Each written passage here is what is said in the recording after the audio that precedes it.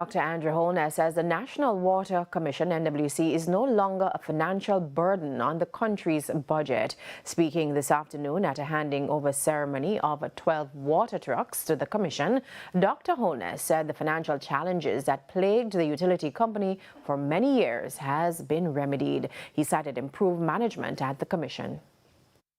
One strategic management decision would be, for example, the implementation of the non-revenue water projects, which would have reduced significantly water losses on the balance sheet of the NWC and would have secured their revenues.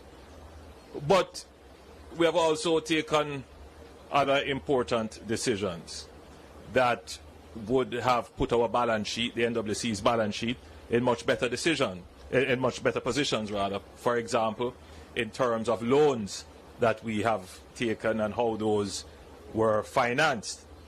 And all of that has made it possible for the NWC, first and foremost, not to come to the government for money to pay off loans on which they would have not performed well on. And we have not had that in a little while, which is good. It means that the NWC is no longer the fiscal risk to the government that it was.